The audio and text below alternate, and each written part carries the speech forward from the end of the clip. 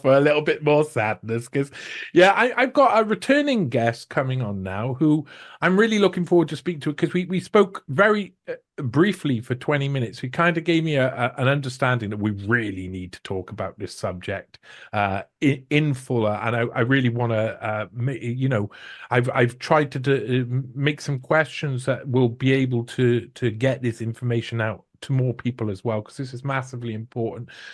Mark Girardeau is a strategy consultant and member of Panda. He's written multiple articles on COVID and has been involved in the discussions surrounding natural immunity versus vaccine-induced immunity. His groundbreaking new book, and it is groundbreaking, it's really important, I think, really important. Some things come that are just information that adds on as a resource, but this changes paradigms. So this is really important. The Needle's Secret, Unraveling Vaccine Harm and the Bolus Theory Revolution presents compelling evidence to suggest that a significant number of contemporary ailments, including some of the most perplexing and widespread health issues of our time, can be traced back to the inadvertent intravenous injection of vaccines and other substances. You can follow him on X at Girardeau Mark, which Girardeau is spelled Girardot. Mark is spelled Marc, and visit his website to learn more. The Bolus Theory, Bolus being Bolus theory.com. Welcome back to the Johnny Vedmore Show, Mr. Girardeau. I totally appreciate you giving me your time to explain some vital aspects about your research. Massively, I'm really glad that we made this connection. How are you today? I'm good. Always happy to be here, John. Thanks for having me back. I like how I mean, I've seen you in a few interviews outside the interview gave last time. I've watched you talk a few times, and I like the fact that you can just openly talk about these things because you've got the knowledge, you've done the work. I really appreciate that because especially on this subject, I think this is possibly through the whole time of researching COVID, this is possibly one of the most important facts that I think people don't understand. So, for those who missed our previous conversation that we had, a short conversation, can you explain the bolus theory in relatively basic terms? Sure. The Bolus theory is really the outcome of 10,000 hours of work, root cause analysis to try and understand why some folks who are having a vaccines have adverse reactions and some other more lucky ones don't. And my finding during this 3-year deep dive investigation is that fundamentally, when you insert the needle into the muscle, you're about to do a intramuscular injection, you're going to naturally, inevitably cut through veins or venous or small arteries, and that systematically part of the dose is going to go directly into the bloodstream. And that's terrible. That's terrible for two reasons. The first reason is that by bypassing many of our evolution's protections, what we do is we send a dose of vaccine which is 300,000 times more concentrated than it should. It's going to hit on the walls of our blood vessels. It's going to basically do what the vaccine is supposed to do, which is penetrate those cells and trigger an immune reaction against those cells, but they're all concentrated. So it's going to create considerable damage throughout the cardiovascular system, throughout the capillaries in the organs. And basically, it explains most of the adverse reactions we've seen in the past 3 years. So that's the first part. The second part of the bolus theory is that, again, by bypassing some of the protections of evolution, this bolus, because it's more numerous, is going to go places it's not supposed to go, and it's going to go into a sort of bunker for our stem cells. Or basically, our source code is included in our stem cells, which are hidden away, um, hidden away in our blood vessels. Stem cells are essential to life, to red blood cells, to white blood cells, which are immune cells, but also for regeneration and aging. And if those vaccines start hitting those stem cells, then my hypothesis and a lot of the work that I've been doing seems to confirm that, is that it's going to do two things. It's going to trigger cancers, and it's going to tinker with our genetic code, which is open when cells divide and accessible and vulnerable, and it's going to trigger genetic disorders. So I'm not medically trained, so I may get certain things. I may not understand all of this. So if I say something that I'm wrong on something, please feel free to correct me on it, etc. Because trying to understand this is really important. But you wrote the needle secret in response to COVID. But if Bolus theory is correct, does it literally affect anyone who's ever had any type of is it only is it intramuscular, intravenous therapy, or injection? I mean, is it basically anything that includes a needle? Well, to a certain extent, yes. Anything that includes a needle runs the risk of going IV, even to a certain extent, a bee sting. So the risk is there. After that, there's two studies that you have here that actually have shown that all the vaccines that have been injected have hit the heart of the vaccinated.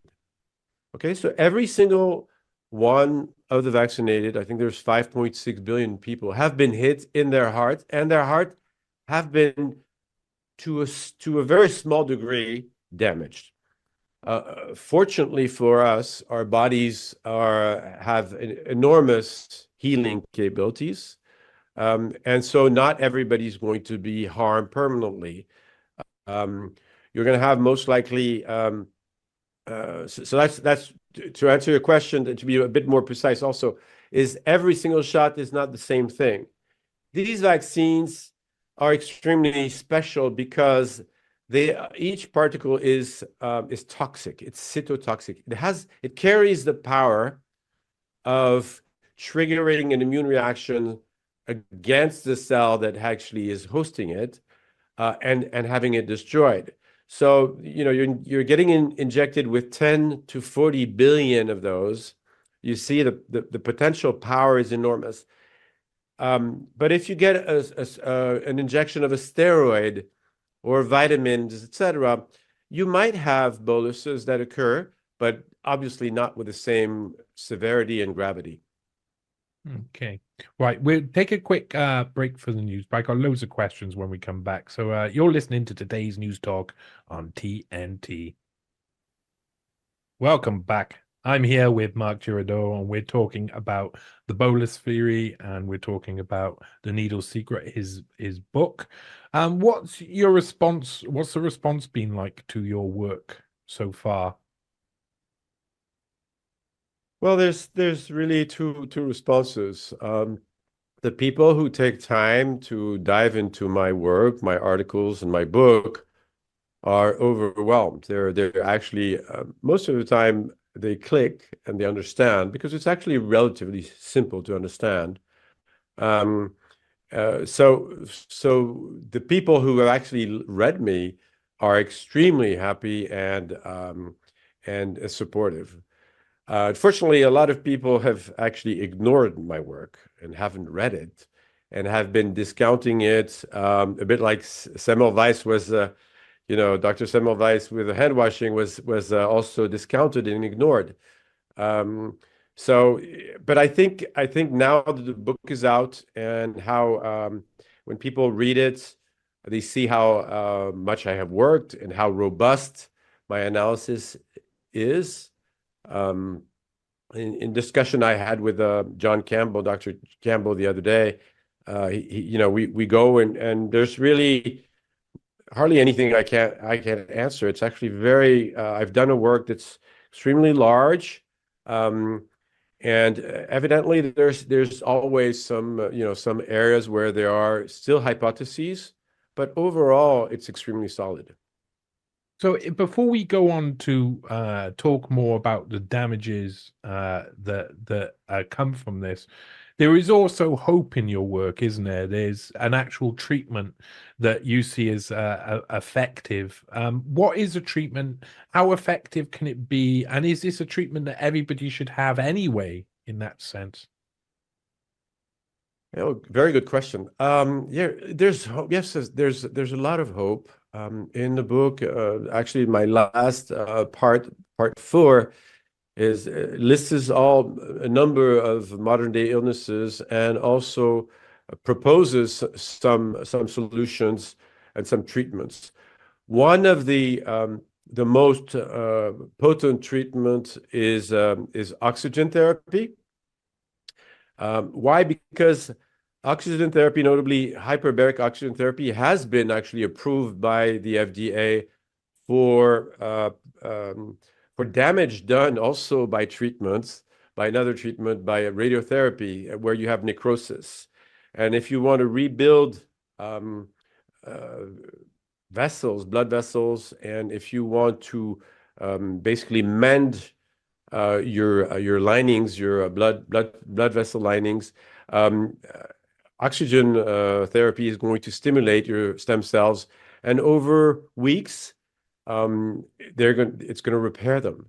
I've had a few people read my book and work with their doctors and start actually getting some early feedbacks that are extremely encouraging.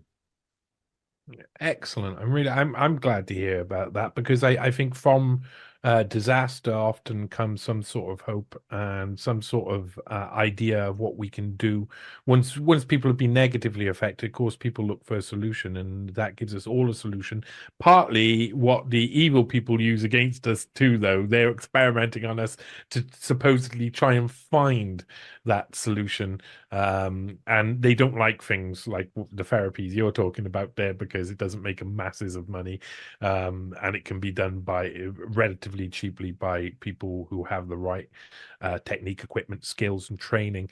So going back, how much of any of these injections that we have that you're talking about within in this work end up affecting the parts of the body which aren't originally meant to be affected? 100% of them. And they all leak and they all hit an IV a vessel. So 100% of them are going places they're not supposed to go to. So it's just Now they like don't really. necessarily harm you each time. Huh? Okay, that's not what I'm saying. I believe that it's a bit like I don't know if I said that last time, but it's a bit like a fire, right? And it's the damage versus the distance from the tip of the needle is going to exponentially diminish as the vessel that's cut is far away, further away. So a bit like a fire where you burn yourself by touching it or being too close. And at one point, you're not feeling the warmth, and it's not hurting you. So it's about 1 in 20 shots, which is harmful, which Wow, is a that lot. number, yeah, that number is enormous. If people knew they had a 1 in 20 chance, that's like buying 4 scratch cards and winning a pound. I mean, that's very likely. You describe, I mean, It's I listened, God, sorry, go on. Yeah, go ahead. No, but I mean, it's going to be in different places, and depending on depending on the size of the dose, depending on the the topology, basically the form it takes and how it goes into that chaotic voyage down the vascular system, and depending on where it lands, um, it can be extremely dangerous, or you can manage it. It can be in the muscle, and you're going to be fine. But it can be extremely small and in the brain, and you're going to have a stroke. I just looking across at the chat there, and Dark Commission was asking a question. I don't know if you know the answer to this, but is shedding a real thing? It was very controversial to even mention it during the pandemic, but is shedding an actual thing? Do you know? Yes, I do know, but I have a different perspective on shedding because I've actually studied it quite in detail. And so, I mean, there is the risk of shedding of the vaccine particles. It's there's a risk of a dose, a sort of, let's say, an important dose going in two areas in the semen, where it might have aggregated, or in the mother's milk. Those are two areas where shedding of the vaccine can actually play a role that's not necessarily positive. The rest of the shedding through the skin or through breathing has to be minute and so small that I don't see how it could be harmful. Nonetheless, one of the things that is most likely shedding in large quantity is hormones. Why? Because one of the mechanism of harm that I've outlined is you're poking holes into the blood tissue membranes, and notably the ones that are holding and regulating the hormones. And so if you have a sexual hormone or another hormone that is released constantly at extremely high level, you might have shedding. Also, and I had a number of women contact me almost 3 years ago now on this topic because they hadn't taken the vaccine, but they're still feeling problems. And each time you had really a big impact, it was either through intercourse or through because they were manipulating people. So they were massaging people, they're chiropractors. And so they were getting a high dose of hormones, most likely through that. Right. Okay, that makes a hell of a lot of sense. Yeah, that leaves me with a boggled mind. Though, listen, we're going to go for a quick break, and we'll be right back to talk about more. You're listening to today's news talk on TNT. When the whole world seems turned upside down, we sort through it together. Johnny Vedmore on today's news talk TNT. Welcome back to the Johnny Vedmore Show on today's News Talk TNT. I'm here with Marc Giraudoux, who's a very clever man who's talking about Bolus Theory and his new book. I'm looking across, Mark, at the chat again. I love to get people involved in the chat. And someone said it's a bit of a messy question word-wise, but I could do with a little bit of a tip on this. They're saying, was it whoever gave the jab they didn't aspirate that would cause it to enter the bloodstream? Now, what is aspiration, and does that make any sense to you? Of course, it makes a lot of sense. Okay, so aspiration is a century-old technique that was invented to test for the fact that the needle is inserted into a blood vessel. Okay, so and that indeed. That technique has been abandoned, was actually advised against, which is really incomprehensible. I mean, it's mad to have done that. Now, because obviously, if you're in a blood vessel and you can actually realize it, then you stop your injection and you redo it somewhere else. But the only issue with that is that, and that's also one of my big discoveries, is that it's not a panacea. So we've been a lot of doctors and nurses the past decades have been using this technique confidently, thinking that they're never going intravenously, whereas they are. And why are they? Because you're not necessarily. Doctors are right. You're very rarely inserted into a vessel, but you don't need a fluid to be inserted in a vessel. You just need to be not too distant from that tip and for the vessel to be cut. And the pressure differential means that you're going to inject a dose, whatever it is, a partial dose, but you don't need much. The problem is you need a few hundred transfection in the brain to have a stroke. You need a few 10,000, you need 60,000 to do an aneurysm, to trigger an aneurysm. So it is very damageable for massive injections that trigger anaphylaxis, for example. And obviously, some people could have been saved with that technique. In one of your interviews, I heard you described a bolus as being a swarm of particles. How many of those particles are potentially dangerous then, if we're talking about this? It's a difficult question to answer. They're injecting. Let's take Pfizer is 10 billion nanoparticles. Okay, so even a fraction of that, 0.0006% of that can trigger a rupture, an aortic rupture that's big like that. So that's the issue. Is the problem is just a tiny dose in the wrong place can kill you. Yeah. That is is it also the fact that some of these particles just cause allergic responses in the body anyway? So I mean, they can be injected correctly, but the body automatically responds as though it understands that this is a foreign body. Is that just a case as well? Well, I mean, the vaccines are there to trigger an immune reaction. But it's an interesting question. Why? Because I found an article from 1936 in my research, whereby anaphylaxis was not an allergic reaction, but a bolus, an accidental intravenous injection.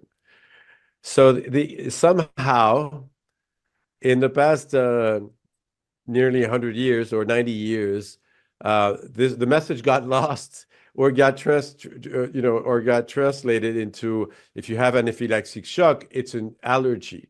No, it's not an allergy. It's actually an IV injection of a very big dose. That's the reason why you're having this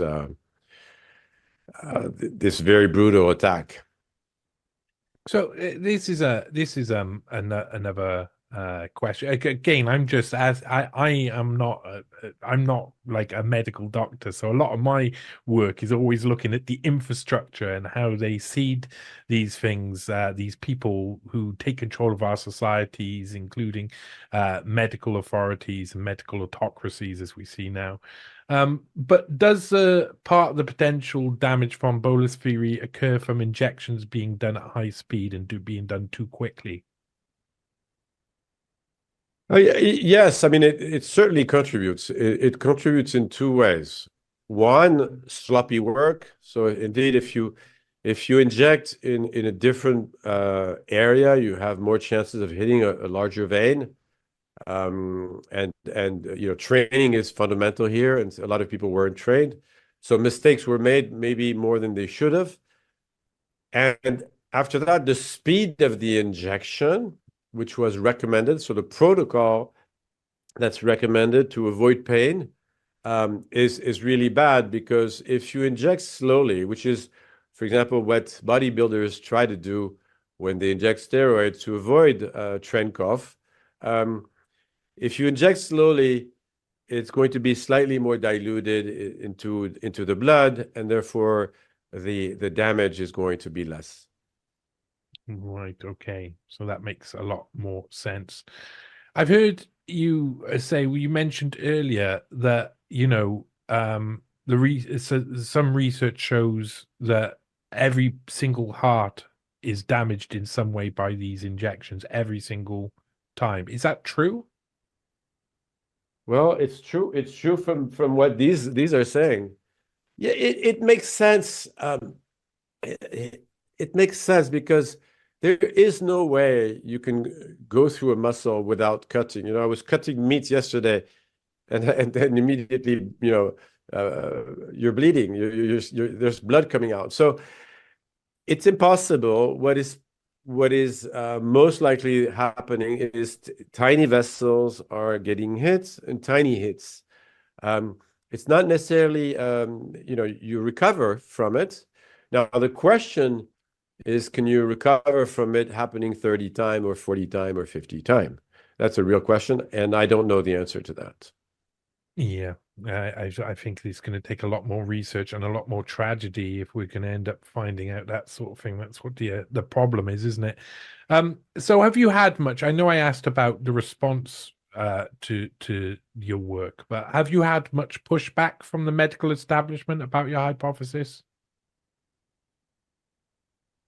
Well, for those who listened, there's been two.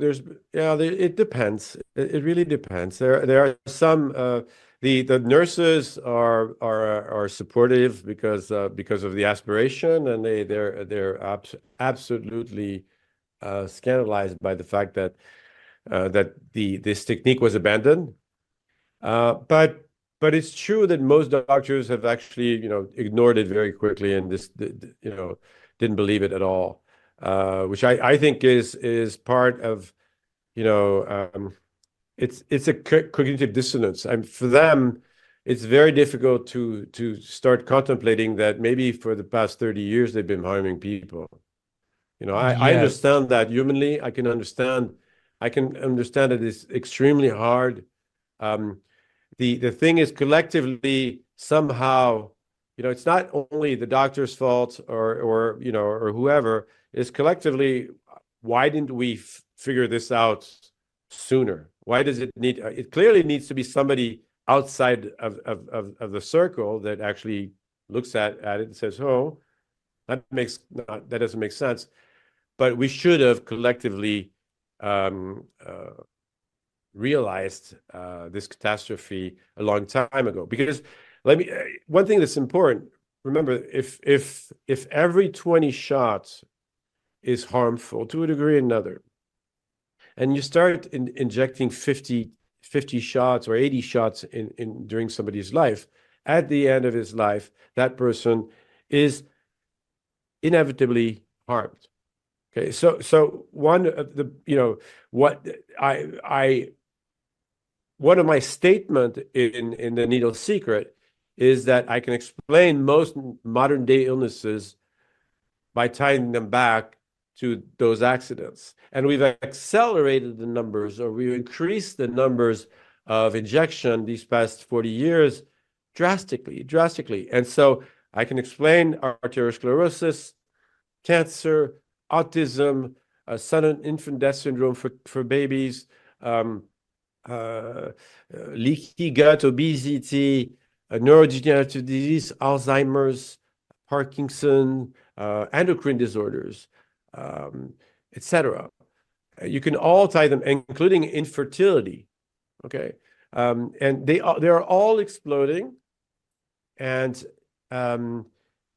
however incredible that may seem, it's I don't see how I could be wrong.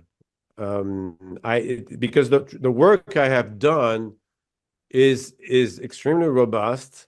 Everything is proven. The only conjecture I still have in my book and in my theory is on cancer, whereby I make the assumption or the hypothesis that when a stem cell is actually contaminated by a vaccine, it's going to replicate, to dilute the poison, because it has no other strategy to use. And I'm not able to prove that hypothesis, even though there's a ton of evidence that points to that. yeah. This is really interesting. You talk about we should have some sort of knowledge about this already. In actual fact, I mean, if you just look at intravenous injections, you go back to the 1660s, you get the first ever account of intravenous injection that we can find there in the scientific literature. So why is it taken over 350 years to theorize over potential damaging effects, especially when we've come to a point where it's been so super regular, especially over the past 50 to 70 years? Why is it? Why have all the damaging effects been ignored?